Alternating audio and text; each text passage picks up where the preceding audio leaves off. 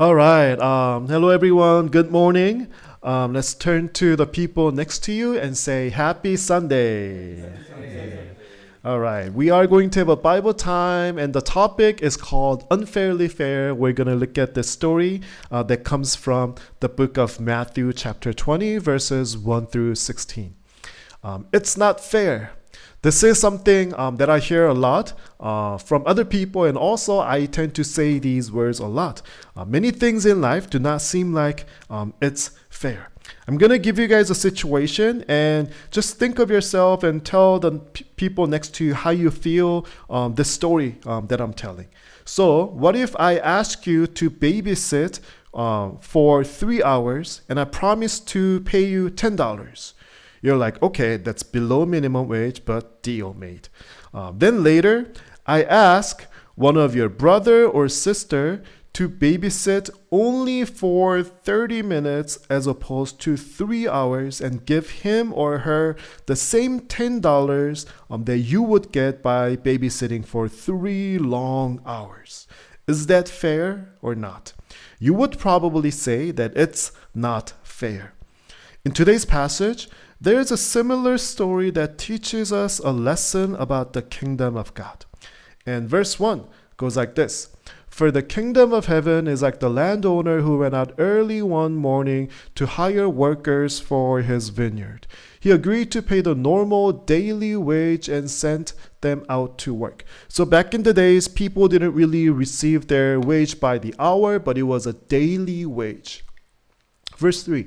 At 9 o'clock in the morning, he was passing through the marketplace and saw some people standing around doing nothing. So he hired them, telling them he would pay them whatever was right at the end of the day. Verse 5. So they went to work in the vineyard. At noon and again at 3 o'clock, he did the same thing. At 5 o'clock afternoon, he was in town again and saw some more people standing around, and he asked them, "Why haven't you been working today?"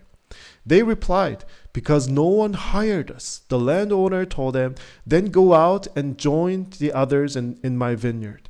That evening, he told the foreman to call the workers in and pay them, beginning with the last workers first. So, the story, I'm going to try to explain it a little bit. So there's this landowner, and he wants to get some work done. So he's hiring people. And if you are paying somebody by the day, the earlier you go out and hire the workers, you can get more work done. But then the owner goes out at 9 o'clock, at 12 o'clock at noon, at 3 o'clock, and 5 o'clock in the afternoon to hire workers, right?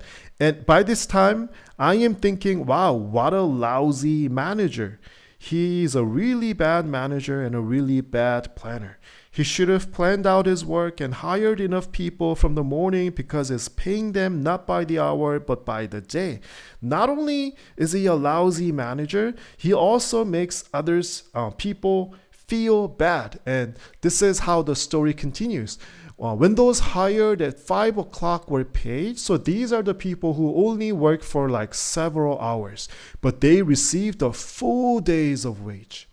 When those hired first came to get their pay, they assumed they would receive more, but they too were paid a day's wage. Right? Things are starting to go a little unfair, right? In verse 11, when they received their pay, they protested to the owner. Those people worked only 1 hour, and yet you've paid them just as much as you paid us who worked all day in the scorching heat. He answered one of them, "Friend, I haven't been unfair. Didn't you agree to work all day for the usual wage? Take your money and go. I wanted to pay this last worker the same as you."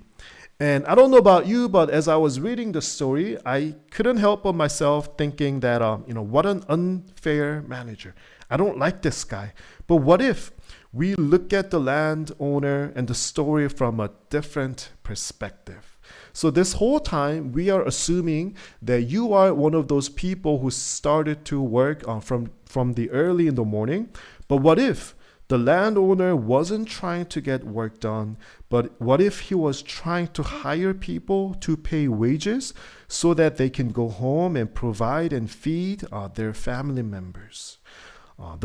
Those people who are out on the marketplace looking for work at noon and 3 p.m. and 5 p.m. probably couldn't get any work. And what would happen to them when they were to go back to their family? These were probably desperate and poor people, and their kids would have to starve for the day. The owner knew that and had compassion on them and wanted to provide work for them. But those people who worked from the morning started to compare themselves, right? And those people who came late only worked for a few hours. We have worked so hard and we have done so much work, but why should we get paid the same? It is just not fair. And verse 15 goes like this. Is it against the law for me to do what I want with my money? Should you be jealous because I am kind to others? So those who are last now will be first then, and those who are first will be last. But the owner didn't really break any promise, and he wasn't being unfair. If anything, he was actually being kind. So he was being unfairly fair. Let's think about that a little more. The owner is unfair when we look at him through the lens of comparison. When you start to compare yourself with other people, I have worked hard and this other person didn't. If you look through the lens of comparison, the owner was being unfair. But what if you look through the lens of grace?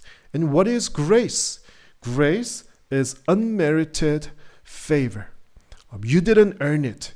It was given to you. What if you look at the story through the lens of grace, the owner wanting to provide work for everyone who was willing, and what if the owner truly cared about the family members who were to go to sleep hungry if the fathers didn't really get the work? We are kind of looking at the aspect of the kingdom of God through this story. How do we enter into the kingdom of God? And how do we experience the kingdom of God in our lives? How can we have the kingdom of God come into reality in our lives? Kingdom of God comes to us through grace. It's unmerited favor. You didn't earn it. It was given to you. We have done nothing to deserve God's love and His grace, but God gave His love to us out of His own will. We don't earn our way into the kingdom of God, but it is rather given to us. We don't compare ourselves to other people because then we become bitter. No, we simply say, God, we thank you for your grace, and we extend the same grace and peace to other people. We give to people who may not deserve it. We love people not because they are lovable, but because we have received God's grace first. That's why we simply give back in our lives by loving other people.